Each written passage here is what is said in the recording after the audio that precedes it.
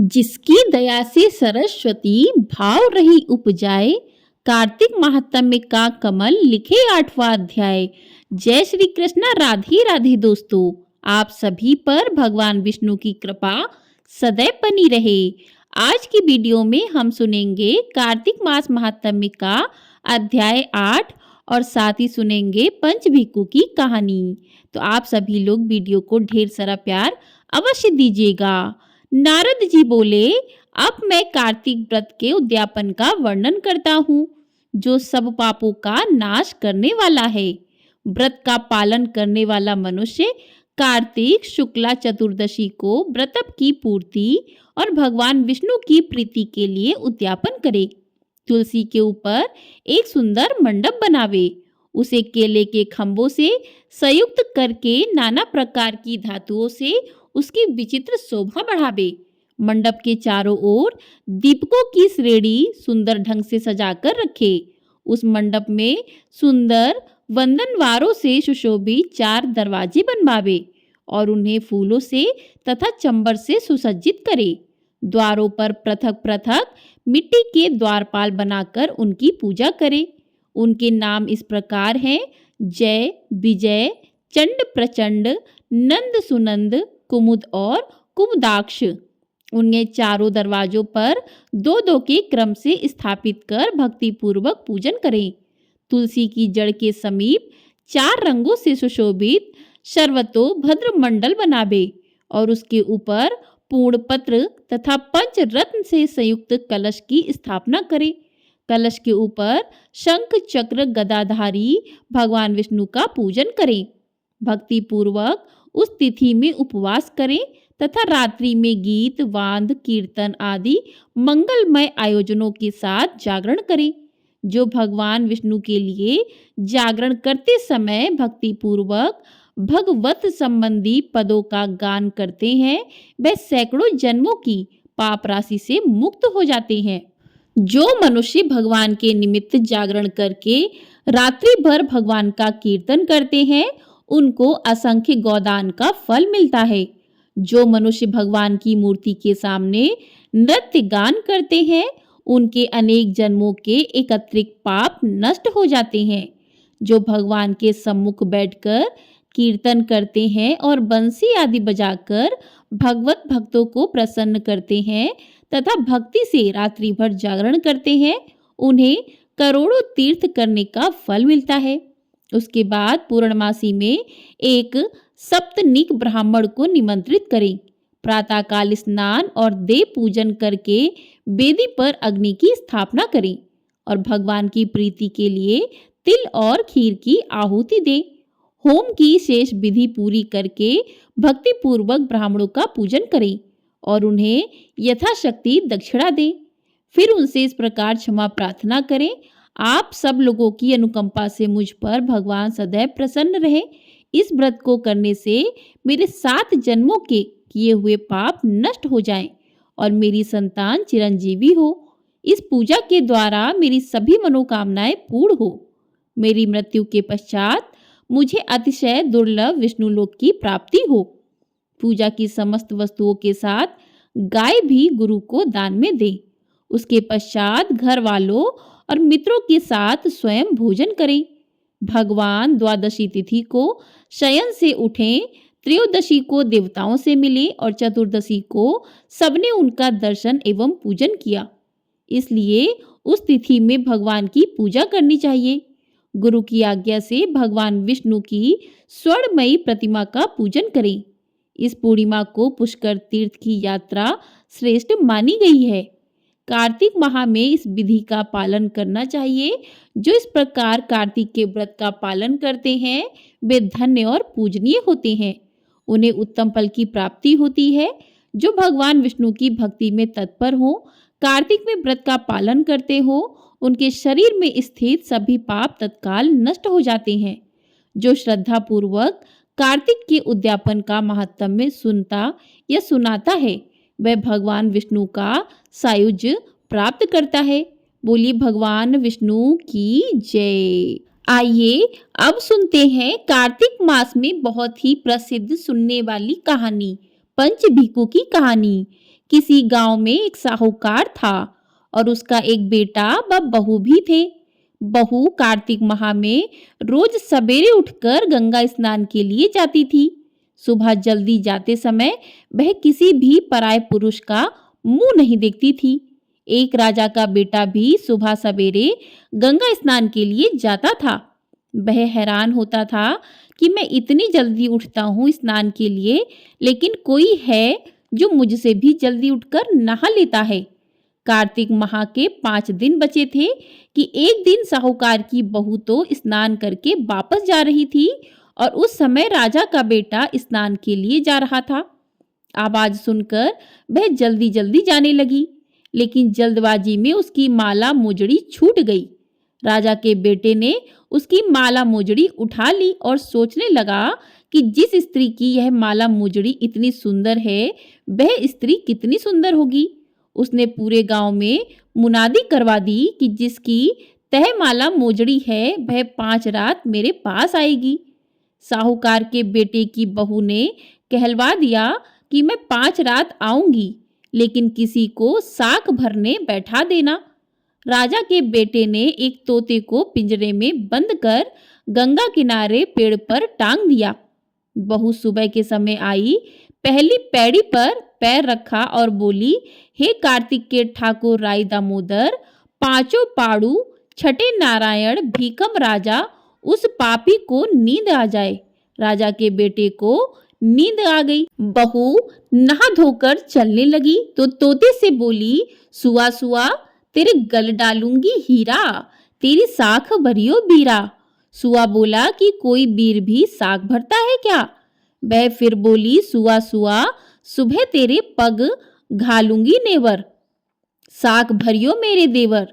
सुआ ने कहा, ठीक है भाभी, मैं तेरी साख रखूंगा। वह तो कहकर चली गई। राजा का बेटा हड़बड़ाकर उठा और सुआ से पूछा, सुआ सुआ वह आई थी, कैसी थी? सुआ बोला, आभा की सी बिजली, होली की सी झल, केला की सी कामनी, गुलाब सा रंग। अगले दिन राजा के बेटे ने सोचा कि आज मैं अपनी अंगुली में चीरा लगाऊंगा, इससे मुझे नींद नहीं आएगी। अगले दिन राजकुमार अंगुली चीर कर लेट गया।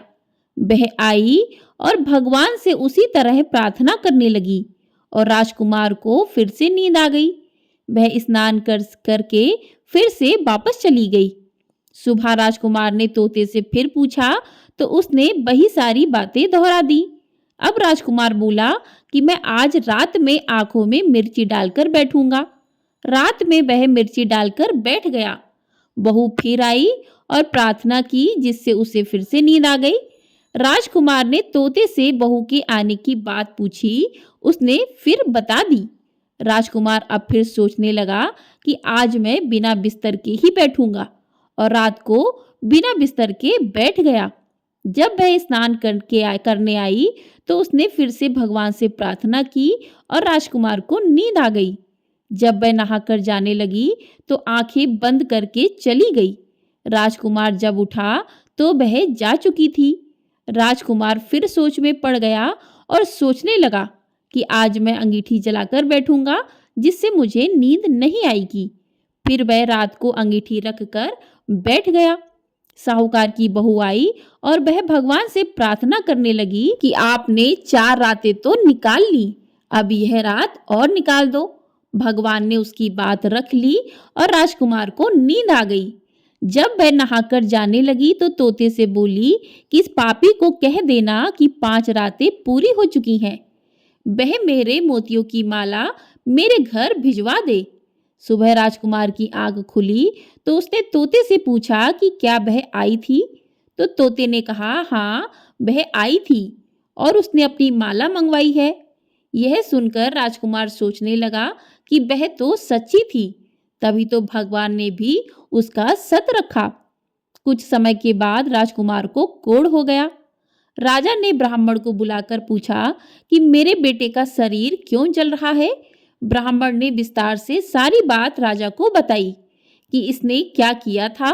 ब्राह्मण ने कहा कि इसने पतिव्रता स्त्री पर बुरी नजर डाली, इसलिए यह इस रोग से पीड़ित हुआ है। राजा ने इसके ठीक होने का उपाय पूछा तो ब्राह्मण ने कहा कि यह उस साहूकार की बहू को धर्म की बहन बनाए और रोज उसके नहाए हुए जल से यह स्नान करे, तब यह ठीक हो सकता है। राजा साहूकार की बहू की माला लेकर साहूकार के घर गया और बोला कि यह माला आपकी पुत्र बधू की है, इसे लें और आपकी बहू के नहाए हुए जल से मेरे बेटे को नहला दें। साहूकार बोला कि वह तो किसी पराये पुरुष का मुंह तक नहीं देखती, आप उसे इस नाली पर बिठा दीजिए। जब वह ऊपर नहाएगी तब नीचे इस नाली के पानी से आपका पुत्र नहा लेगा। राजकुमार ने ऐसा ही किया और कुछ समय बाद उसका शरीर चंदन सा हो गया।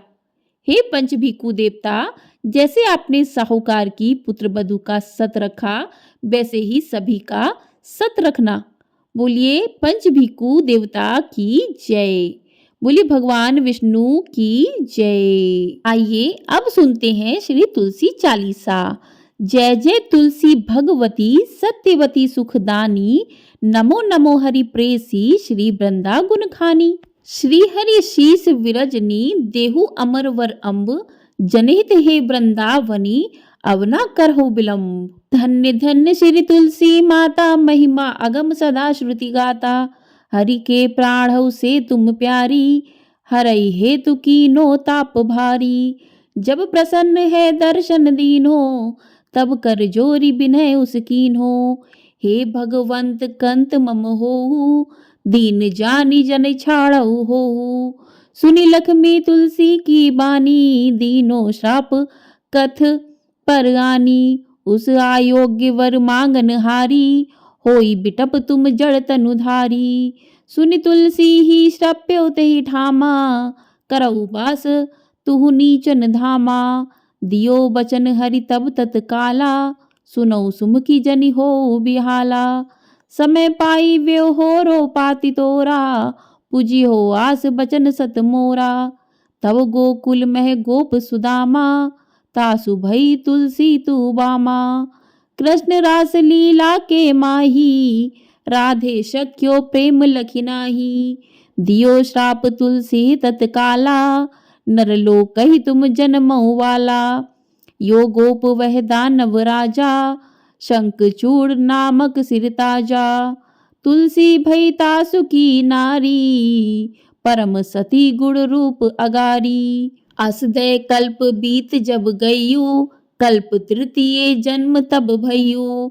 वृंदा नाम भयो तुलसी को, असुर जलंधर नाम पति को। करियति द्वंद अतुल बल धामा, लीन्हा शंकर से संग्राम। जब निज सैन्य सहित शिव हारे, मरई न तब हर हरई पुकारे। पतिव्रता वृंदा थी नारी, को न सके पतई सहहारी। तब जलंधर ही वेश बनाई, वृंदा ठिग हरि पहुँचो जाई। शिव हित लही करी कपट प्रसंगा, कियो सतित्व धर्म तो ही भंगा। भयो जलंधर कर संहारा, सुनि उर शोक उपारा। तिहि छड़ दियो कपट हरिटारी, लखी वृंदा दुख गिरा उचारी। जलंधर जस हत्यो अभीता, सोई रावण तस हरई सीता। अस प्रस्तर सब हृदय तुम्हारा, धर्म खंडी मम पथई संहारा। यही कारण लही श्राप हमारा, हो बेतनु पाषाण तुम्हारा। सुनी हरि तुरति बचन उचारे, दियो श्राप बिना विचारे। लख्यो ना निज कर तुति पति को, छलन चह्यो जब पार्वती को। जड़मति तुसुअस हो जड़ रूपा, जग मह तुलसी बिटप अनूपा। धग रूप हम शालिग्रामा, नदी गढ़ की बीच ललामा। जो तुलसी दल हमई चढ़िए, सब सुख भोगी परम पद पइहे। बिनु तुलसी हरि जगत शरीरा, अतिशय उठत शीस उर पीरा। जो तुलसी दल हरि शिर धारत, सो सहस्त्र घट अमृत डारत। तुलसी हरि मन रंजनिहारी, रोग दोष दुख भंजनिहारी। प्रेम सहित हरि भजन निरंतर, तुलसी राधा में नहीं अंतर। व्यंजन हो 56 प्रकारा, बिनु तुलसी दल ना हरहि प्यारा, सकल तीर्थ तुलसी तरु छाही, लहत मुक्ति जन संशय नाही। कवि सुंदर इक हरि गुण गावत, तुलसी निकट सहस गुण पावत। बसत निकट दुर्वासा धामा, जो प्रयास ते पूर्व ललामा। पाठ करी जो नित नर नारी, होई सुख भाषई पुरारी। तुलसी चालीसा पढ़ई तुलसी तरु ग्रह धारी, दीप दान करी पुत्र फल पावई बंध्यो नारी। सकल दुख दरिद्र हरिहार है, परम प्रसन्न आशी धन जन लड़ई ग्रह, बसई पूर्णा अत्र। लाही अभिमत फल जगत, मह लाही पूर्ण सब काम।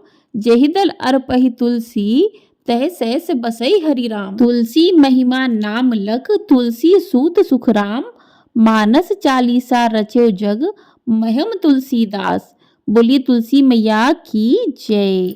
अब करते हैं तुलसी माता की आरती। जय जय तुलसी माता, जय जय तुलसी माता। सब जग की सुखदाता वरदाता, जय जय तुलसी माता। सब योगों के ऊपर, सब रोगों के ऊपर, रुज से रक्षा करके भव त्राता। जय जय तुलसी माता। बटुपुत्री हे श्यामा, सुरबल्ली हे ग्राम्या। विष्णु प्रिय जो तुमको सेवे, सो नर तर जाता। जय जय तुलसी माता। हरि के शीश विराजत, त्रिभुवन से हो वंदित। पतित जनों की तारिणी विख्याता। जय जय तुलसी माता। लेकर जन्म विजन में, आई देव्य भवन में। मानव लोक तुम्ही से, सुख संपत्ति पाता। जय जय तुलसी माता। हरि को तुम अति प्यारी, श्याम वर्ण तुम्हारी। प्रेम अजब है उनका, तुमसे कैसा नाता। जय जय तुलसी माता। जय जय तुलसी माता। सब जग की सुखदाता वरदाता। जय जय तुलसी माता। बोलिए तुलसी माता की जय। तो इस प्रकार से आज की कथा पूर्ण होती है। आप सभी पर भगवान विष्णु माँ तुलसी की कृपा सदैव बनी रहे। कार्तिक मास में जो भी भक्त माता तुलसी का पूजन दीपक जलाते हैं, उनको जल अर्पित करते हैं, तुलसी माता उनके घर में हमेशा धन्य धान्य भरे रहती हैं। कहते हैं कि जिस घर में तुलसी माता प्रसन्न होती हैं, वह घर सुख समृद्धि से भरा रहता है। बोलिए तुलसी मैया की जय। तो आपको यदि ये वीडियो पसंद आई है तो वीडियो को लाइक शेयर, चैनल को सब्सक्राइब कर दीजिएगा। आपको हमारे चैनल पर कार्तिक मास में प्रतिदिन कार्तिक मास महात्म्य के अध्याय सुनाए जा रहे हैं। यदि आपने पिछले अध्याय नहीं सुने हैं तो आप लोग उनको सुन सकते हैं। और आपने चैनल को सब्सक्राइब नहीं किया है तो चैनल को सब्सक्राइब कर लीजिए, ताकि आपको हमारे चैनल पर सभी प्रकार की कथाएं सुनने को प्राप्त हो सके। और आज कमेंट बॉक्स में जय श्री कृष्णा राधे राधे अवश्य लिखिएगा। तुलसी मैया की जय अवश्य लिखिएगा। जय तुलसी मैया।